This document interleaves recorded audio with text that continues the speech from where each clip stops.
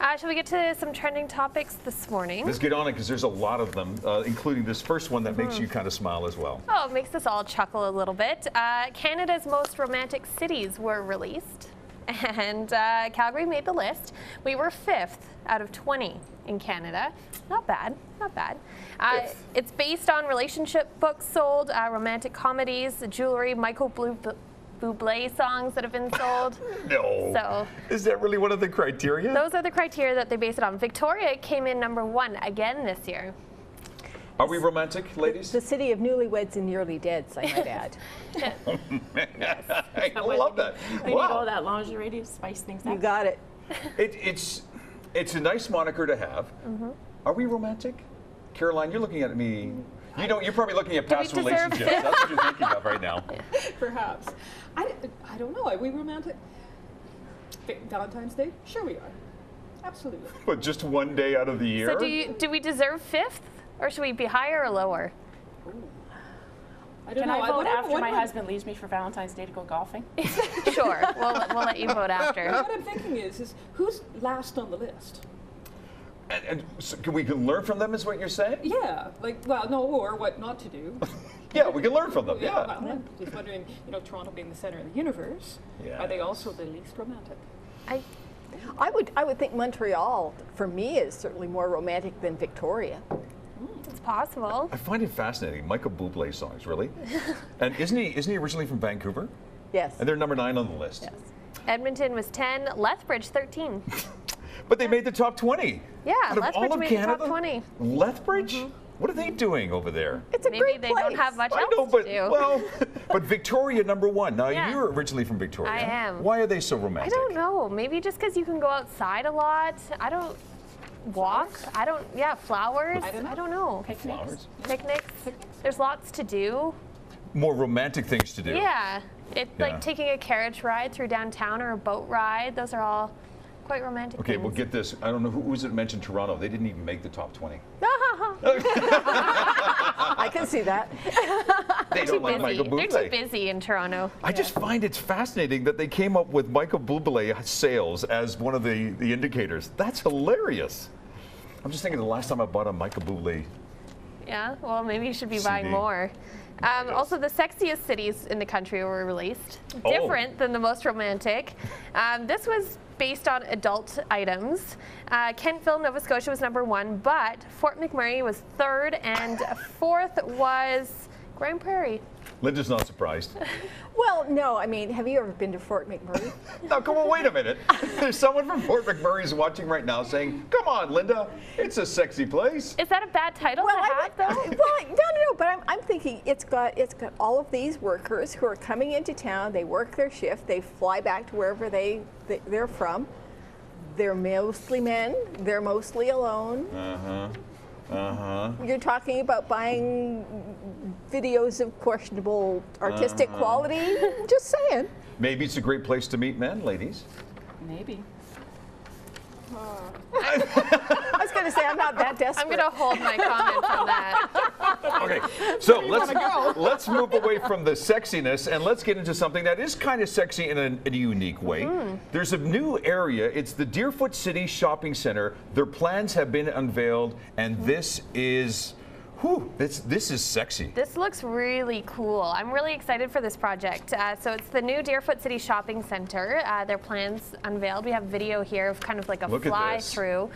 It'll have retail space. It'll have an area called Restaurant Row, which not many of the malls really capitalize on in the rest of the city. Cabela's will be opening in the fall of 2015, a new Canadian Tire in 2016. In total, the whole project should be done by the fall of 2017. That is just gorgeous. Yeah, and most of it's outdoors, so you can walk around outside. And they'll have pink and blue cars. Maybe by 2017, that'll be the trend for car color. Cars that just park themselves. What do we think of the outdoor space, though? Do we like that, or is it when it's -30, do we want to be walking outside? Yeah, I was going to say, I don't know that, I mean, it's really successful in the U.S. where it's warm, yes, right? But yes. I don't know if that's really successful in Canada. One of the biggest malls, though, in the United States is in Minnesota, which is very cold as well, too. Right. So, I don't know, this But Mall of America, the one Mall of America. in Minnesota, it's basically West Edmonton Mall Redux. That's all it is. That's true. I mean, I like the idea of having outdoor malls, but I look at this and I think back to the future, because I can remember, I'm of the generation where North Hill Mall was an open air mall, where Chinook Center was an open air mall, and then the trend came, and it's let's all close them in so that people don't have it. Yeah. You know, I would much rather have this kind of a setup where you can walk the alleyways, which will probably collect wind and dust and dirt and snowdrifts, over something like West Hills and all the big box stores where you basically can't walk to them. You have to drive your car. I think this is a much better idea for pedestrian-friendly development. But Lori, if we don't develop these malls, people don't come. True. We've seen Chinook with a facelift. We've seen Marlborough Mall with Market a facelift. Mall. Market Mall. If these malls don't have facelifts, people aren't going. It's true. You need to update things. You shouldn't talk to me about shopping. I'm the worst shopper ever. I'm the only woman in the world that doesn't like shopping. Really? Yes, No, you're not. actually, you're I not. hate it too. Well, But I will go there to Restaurant Row, though. Yeah, That's a great that idea. appeals to me. Yes. Because I like the idea of having like a full day experience, Yeah, right? that Where is you, true. To walk not around. a lot of the other malls only have 1 or 2 options for restaurants, and then there's the food court. So Well, and in the summer, it's nice to be able to go walk around to a different store and, like you said, spend half a day or a day there instead of going into the mall. I have a hard time going to the mall in the summer. and it looks like a lot of the restaurants from that video have patios. yeah, yeah. I wonder about the success of this, though, because the reason big box stores are successful is that they're big box stores. You can go to one spot, you drive, you park, you go to one spot, and you get all the things you need. You know, you go to Walmart and you get your food, and you get your kids' clothes, Right. and you get your appliance, whatever it is, and then you leave, because I don't know that we have a shopping culture, right? We might like to shop in a mall, and we might like to walk up and down, but really, do you need to walk around outside where it's cold and miserable? We're going to find out. I wonder. Yeah, we're gonna find I out. wonder if this will be successful. Yeah. I hope so, because Yeah. it's good for the city. I agree. I go to about 5 different stores or 6 different stores to go grocery shopping. Oh, So, do you? yeah, Oh, you do love Oh, shopping. I like grocery shopping. That's different. That's because I like cooking. Food is That's good. different. Food is good. See, everything Food is is about good. food with me. The restaurants, grocery shopping. Yeah, exactly. Well, one of the things that we're excited about too is bringing this next lady on. Here's more about Lego building contest. Have a look. Lego is an enduring toy. With a recent movie contributing to the popularity, Calgary kids continue to explore the wonders of the block. Now in its 3rd year, the community of Wildwood provides an outlet for creative geniuses of all ages to move and create. So get ready to hear, "Hey, look at that," or "Did you see that?" And remember to leave the electronics at home. Her name is Caroline Troy. It is with the Wildwood Lego contest. She's the event organizer who joins us on set this morning. This is putting a smile on your face when you see that video. I do. Why? I love it. I really do. I really love what happens at this event. We started it 3 years ago. I had gone to a couple of shows with my son Jasper, and I thought, why can't we do this in our own community? And so I approached the Community Association and said, this is sort of the idea, and I was really grateful for their support. So the first year we had about 50 people, 50 kids enter the contest, and the second year we had 98. Jeez, doubled it. Doubled it. Fantastic. There are other contests in the city. There's 3 or 4. But we like the idea of bringing it to our community, and we invite kids from all over the city to come. This year, it's going to be an amazing time again, and you wouldn't believe what these kids come up with. Last year, the winner of the contest, chosen by popular vote, was a little panda bear that stood, I don't know, 6-8 inches tall, and he had a bamboo in his hand, and he was eating the bamboo. He was in front of a bamboo stand, and he was sitting on a green grass with water in front. If you've seen the Lego movie, you can see how the elements play together.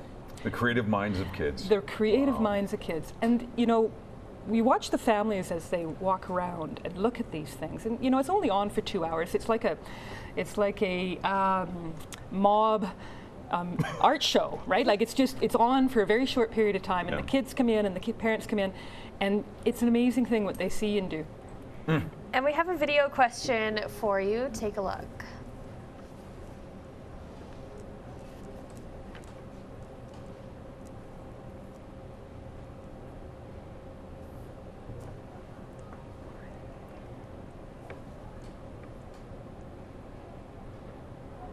Okay, we'll get to the video question in just a few moments, but there's a lot of challenges putting an event like this together as well, too. And I would think that logistics of coordinating all of the people as well. You bet. So, and it's a very good question. I think there's about, not including the setup time that goes into it, but just for the weekend, I think I've got about 38 volunteer hours.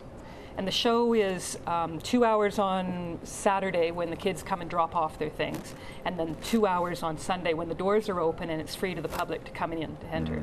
So it's volunteer heavy, there's no doubt about it. We've got people that take the stuff, put them in the right category and age class so that you don't have the 4-year-olds competing against the 12-year-olds, and you don't have the buildings mixed in with the robots and the vehicles. But you know, I couldn't do it without all the volunteers, and they are really, really good. And Linda, you're a very creative person. What do you think of an event like this for young kids? I think it's wonderful. Anything that we can put out there to get kids to create.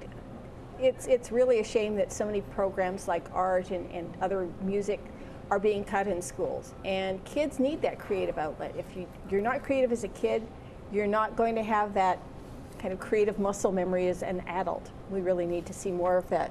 I think it's a wonderful idea. I'm planning on coming. I'm glad. I hope you do. Okay. That answers one of the things that the original reasons that I had done what I did, and that was that, you know, for kids that are between 6 and 12, there's not much for them other than sports. That's a good point. Right? How do you encourage something that they really like to do? Not all kids can draw, and you know, there's technical challenges with drawing. What else do they like to do? They like to build. Right. And this toy is versatile enough that it gives them the opportunity. There's one up there. That's that was made by a 12-year-old, and you know, it Are goes. you serious? Yeah. Really? Yeah. Holy cow. Yeah, I think she was 12. It was Doctor Who. Yes, yes. That's right. The phone booth. The phone booth. Yeah, the artist. So Yeah. they come up with their own creative ideas. Absolutely. Yeah. So we create 5 categories to inspire the building. So we've got buildings and scenes. They like to make these little scenes with the little minifigures. The winter sports, and then of course your own creations, which, you know, it doesn't sometimes fit into what we think it should be. And sometimes it just, you know, it's really, really good, but if we put it in with the scenes, there's a better one, so we'll put it in its own creation category, and it probably win a prize. Well, Lori and I have watched the Lego movie. Yes, tell me you've No, watched. I have not. You have not watched the Lego I movie? have not. You have to watch the Lego movie. It is that good. It's the kind of movie that is creative, but it's also adult-oriented as well, too. One of my favorite movies. Yeah. So that's the beauty of this. Right. Now, you had mentioned last year you had 98 kids who signed up for this. Yeah. What about this year? Well, the contest is limited to 75, and I think our numbers are going to be about where we were last year. I'm never going to turn a kid away. Of course not. I cannot do that. It's a really fun event. Lots of good things happen at it. But it's more than an event, isn't it? It is. I mean, when you have a community event here like in Wildwood, and the community comes together and embraces this, what does it say about Wildwood? Ooh, good question. It says a lot about how we build our families. And a lot of questions I get is, well, can I help my child? Or are they going to have to do it all on their own? Sure. And this was one of the questions that I got from the Wildwood Community Board when we brought this forward. And the answer that I have is, gee, parents paying with their children? Oh, that would be terrible. That's a good idea. Right? Why not? Why can't you have parents and children and families working together and doing something together that they love and creating something that is better than what each could do by themselves? Yeah. You bring forward about the Lego movie, and if you've watched the Lego movie, it shows When you watch the when Lego you movie. watch the Lego movie, you have to watch it. There you go. Oh. You'll love it. Yeah. You see that adults build with Lego different than children do. Children initially start off with the plan or the instructions in the kit, and then very quickly they take it apart and they use little minifigures and they enact scenes with it. and they create storylines around fantastic. it. And you know, you just catch it. Whereas adults, they put it together and then they put it on the shelf, and that's it, and it's You're done. right, Caroline. And that is exactly the Lego movie. So great. That actually just dovetails right into our trending poll question. We're asking, do Calgarians get involved with neighborhood initiatives like the one that Caroline is chatting about? Only if they have a personal interest, usually a core group, or rarely. Post your answer on Twitter or Facebook, and you will find the link on our trending poll at Trending on Shop.